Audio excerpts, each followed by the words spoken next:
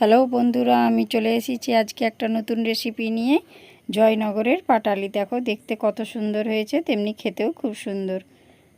দেখো, এটা বানানোর জন্য ছোলার ডালকে আমি আগের দিন রাত থেকে ভিজিয়ে রেখেছিলাম। 250 গ্রাম ছোলার ডাল, সেটাকে দেখো এবারে কুকারে নিয়ে নিচ্ছি।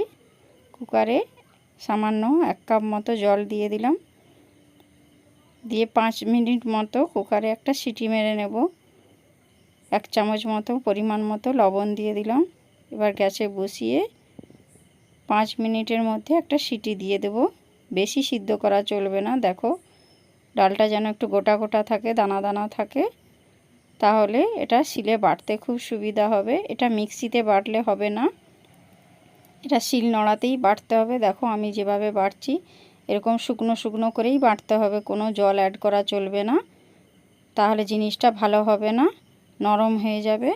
এবং যখন সিদ্ধ করবে তখন যেন ডালটা একদম গলে না যায়, গোটা গোটা যেন থাকে। দেখো এরকম বাটনাটাও যেন এইভাবে শক্ত শক্ত হবে, কোনো জল অ্যাড থাকবে না ওতে। জল দিয়ে দিলে ভালো করে ভাজা হবে না। দেখো কি তার জন্য কি নিয়েছি, এলাচ, দুধ আর চিনি। এলাচটাকে আমি প্রথমে কড়াইয়ে নেড়ে গুঁড়িয়ে নিয়েছি। এবার কড়া বসিয়ে দিয়েছি গ্যাসের উপর, দিয়ে 500 গ্রাম মতো দুধ আমি ওতে কড়াই দিয়ে দিলাম। তার সঙ্গে 250 গ্রাম জল অ্যাড করলাম, কেন ওটা যেহেতু ফুটবে, ফুটে ফুটে জিনিসটা তৈরি হবে, দুধটাকে ফুটতে দিতে হবে, তবে পাটালির পাকটা বেশ ভালো হবে। দুধ আর জলটা অ্যাড করে ভালো করে ফুটিয়ে নিতে হবে। 10 মিনিট মতো এইভাবে দুধটা জাল করতে হবে। জাল করে দুধটা একটু ঘন করে নিতে হবে।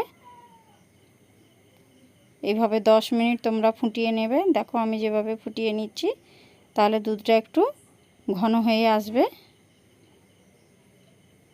তারপর যে বেটে রাখা ডালটা, ছোলার ডালটা যেটা আমি বেটে রেখেছিলাম, অল্প অল্প করে ওই গরম দুধের মধ্যে দিয়ে দিচ্ছি। একসঙ্গে তোমরা সবটা দেবে না, এরকম অল্প অল্প করে দেবে, নাহলে দুধটা গায়ে, গরম দুধটা ছিটকে পড়তে পারে সাইডে। সেই জন্য অল্প অল্প করে তোমরা ওই বাটা ছোলাটা ওর মধ্যে দিয়ে দেবে। দিয়ে দেখো ভালো করে ওটা যে দানা বেঁধে আছে ওটাকে খুন্তি দিয়ে ভালো করে ওর সঙ্গে গুলিয়ে নিতে হবে, নাহলে দানা বেঁধে থাকবে, দিলে পাটালিটা খুব একটা ভালো হবে না। এইভাবে গুলিয়ে গুলিয়ে আস্তে করে এই সময় গ্যাসের দমটা একটু কমিয়ে রাখতে হবে, গ্যাসের জালটা হালকা রাখতে হবে। এবার সামান্য অল্প অল্প করে চিনি আমি ওতে অ্যাড করছি। এতে আমি 500 দুধের সঙ্গে 250 ছোলা এবং 250 চিনি দিয়েছি, তবে জিনিসটা খেতে খুব ভালো লাগবে পাটালিটা। মিষ্টিটাও পরিমাণ মতো দিতে হবে, বেশি মিষ্টি দিলে হবে না।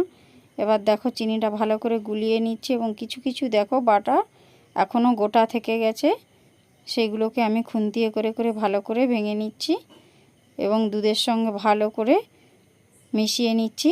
এইভাবে প্রায় 20 মিনিট মতো দুধটার মধ্যে ডালটা দিয়ে ফুটিয়ে নিতে হবে, যতক্ষণ না একদম গাঢ় হয়ে আসছে, ঘন হয়ে আসছে। দেখো ফুটতে ফুটতে 5 মিনিট ফোটানোর পর দেখো কীরকম ঘন হয়ে আসছে আস্তে আস্তে, এবং ঘন যখন হয়ে আসবে তলায় লেগে যাওয়ার ভয় থাকে।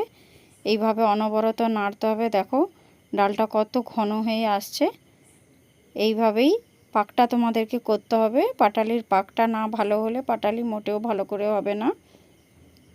এইভাবে অনবরত নাড়তে থাকতে হবে, নাহলে তলায় ধরে যাবে।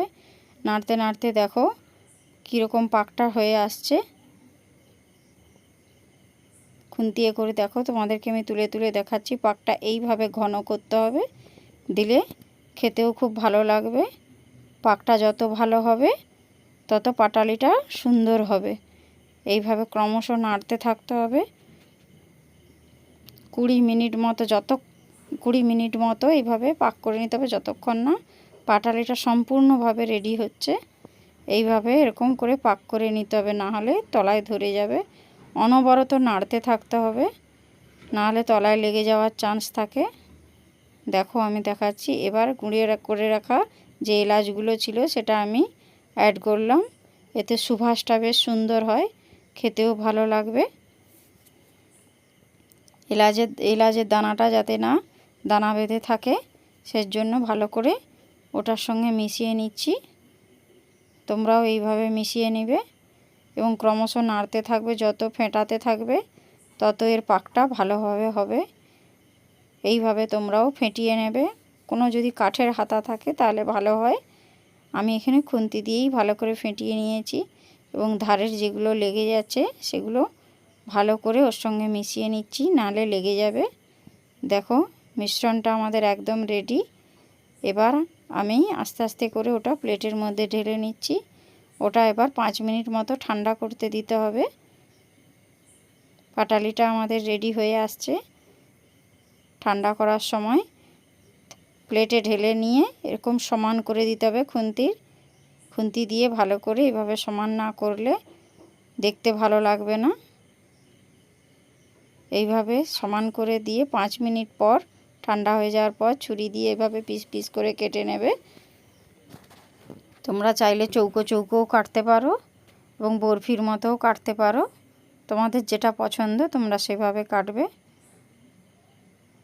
ঠান্ডা না হওয়া অবধি এটা হবে না। দেখো আমি বরফির আকৃতি কেটে নিচ্ছি। তোমরা পারলে চৌকো চৌকোও কেটে নিতে পারো। এইভাবে বরফির মতো কেটে নেবে। তবে এটা খেয়াল রাখবে যেন এই পাটালির গলনাটা ঠান্ডা হয়ে যায়। ঠান্ডা হয়ে গেলে দেখবে পিসটা ভালো হবে। দেখো কত সুন্দর পিস করে কেটে নিয়েছে। জয়নগরের পাটালি আমার একদম রেডি। কার কার আমার এই রেসিপিটা ভালো লাগলো একটু কমেন্ট করে জানাবে।